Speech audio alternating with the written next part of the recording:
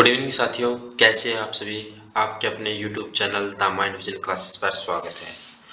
जैसे कि आप सभी को पता है, हम भारतीय संविधान के बारे में पढ़ रहे थे, जिसमें हमने जाना कि कल की क्लास में कुल हमारे भारतीय संविधान में 22 भाग होते हैं, 395 अनुच्छेद होते हैं और 12 अनुसूची होती हैं। और कल की क्लास में हमने 12 अनुसूचियों के बारे में पूरी डिटेल के साथ पढ़े थे। आज हम उन 22 भागों में से एक भाग स्टार्ट करने वाला है, जो हमारा पहला भाग है। और पहला भाग पार्ट 1 हमारा संघ और उसके राज्य क्षेत्र के बारे में बताता है, जिसमें हमारे पास 1 से 4 तक अनुच्छेद आते हैं। एक एक करके हम सभी अनुच्छेद के बारे में पढ़ेंगे और हमारे संघ और उसके राज्य क्षेत्र के बारे में पढ़ेंगे। तो सबसे पहले हमारे पास जो अनुच्छेद आता है वो है अनुच्छेद 1, जिसमें हमारे इंडिया और भारत की परिभाषा दे रखी है। इंडिया अर्थात भारत एक राज्य का एक संघ होगा, जिसमें बताया गया है कि जो इंडिया या भारत, हमारे संविधान में दो शब्द या दो नाम दिए गए हैं, इंडिया और भारत, जिसमें राज्यों को एक संघ की तरह बताया गया है। जो भारत है वो राज्यों का एक संघ होगा। दूसरा है हमारे पास अनुच्छेद, जिसमें है नए राज्यों का प्रवेश। नए राज्य के प्रवेश का मतलब ये है कि इसमें हम कोई भी नया क्षेत्र भारत में शामिल कर सकते हैं और उसमें एक नया राज्य बना सकते हैं।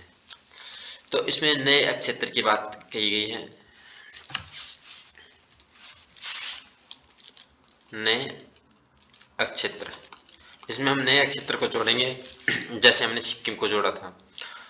तो अनुच्छेद 2 के अंतर्गत ये आता है। अनुच्छेद 3 में नए राज्यों का निर्माण, सीमा व नाम परिवर्तन।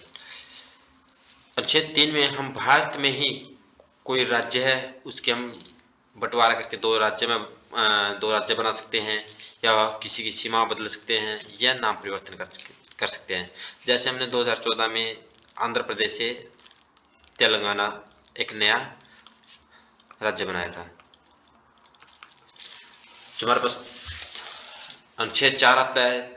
अनुच्छेद 4 में अनुच्छेद 2 और 3 में अगर हम कोई भी परिवर्तन करते हैं तो हम उनसे अनुसूची 1 में शामिल करेंगे।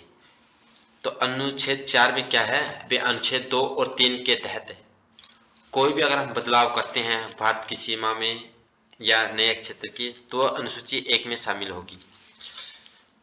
और इसके संबंध में संसद साधारण बहुमत से यह प्रस्ताव पारित कर सकती है। तो संसद के पास यह अधिकार होता है कि वो साधारण बहुमत से किसी भी राज्य के नाम परिवर्तन कर सकती है और यह नया क्षेत्र भारत में शामिल कर सकती है।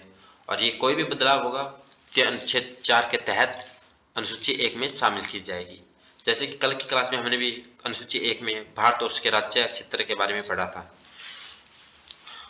अब बात करेंगे भाषा के आधार पर राज्यों का पुनर्गठन। शुरुआत में हमारे मूल संविधान में राज्य कितने थे और उसके बाद कैसे कैसे हमारे नए राज्य शामिल होते गए। सबसे पहले भारत में भाषा के आधार पर राज्यों को बंटवारे के लिए अलग अलग आयोग बन के आए थे। इसमें हमारे पास पहला आयोग आता है एस.के. धर आयोग। एस.के. धर आयोग 1948 में आता है और इस आयोग की जो रिपोर्ट थी उसमें भाषा के आधार पर राज्य के पुनर्गठन की मनाही की गई। इन्होंने अपनी रिपोर्ट दी जिसमें राज्यों को भाषा के आधार पर बांटना सही नहीं माना। फिर उसके बाद एक दूसरी समिति आती है जिसे हम जेवीपी समिति कहते हैं। यह भी 1948 में आती है और इसने भी भाषा के आधार पर राज्यों को बांटने से मना कर दिया था। इसी समय 1953 में एक नेताजी थे हमारे पोटी श्री रामुल्ला, जिसने 56 दिनों तक आमरण अनशन किया और उसके बाद उनकी मृत्यु हो जाती है। और इसी मृत्यु के कारण पहला भाषा के आधार पर राज्य बनकर आता है आंध्र प्रदेश, जो कि 1953 में आंध्र प्रदेश भाषा के आधार पर बनने वाला पहला राज्य आंध्र प्रदेश बन जाता है। इसके बाद फिर एक अलग से आयोग आता है जिसका नाम है फजल अली आयोग, जो 1953 में आता है, जिसमें 3 मेन नाम देखने को मिलेंगे। फजल अली जो इस आयोग का अध्यक्ष थे, के.एम. पणिकर और H.N. कुंजरू। इन तीनों ने अपनी रिपोर्ट 1956 में सौंपी और इन्होंने कहा कि भारत को के राज्य को भाषा के आधार पर बांट सकते हैं। और ये 7वां संविधान संशोधन 1956 के तहत उन्होंने 14 राज्य और 6 केंद्र शासित प्रदेश भारत में शामिल किए। वहीं गोवा उस समय पुर्तगालों के अधीन था और 12वें संविधान संशोधन के तहत गोवा को भारत का एक अभिन्न अंग में शामिल किया गया और इसे 56वें संविधान संशोधन के तहत 1987 में राज्य का पूर्ण रूप से दर्जा दिया गया। तो हम पढ़ेंगे उसके बाद 1956 के बाद जो 7वें संविधान संशोधन 1956 के तहत 14 प्लस के हमने 6 यूटी पढ़ी थी, इनको शामिल किया। उसके बाद अलग अलग राज्य उभर के आए।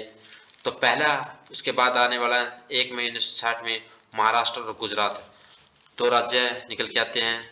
1 दिसंबर 1963 में नागालैंड एक नए राज्य के रूप में आता है।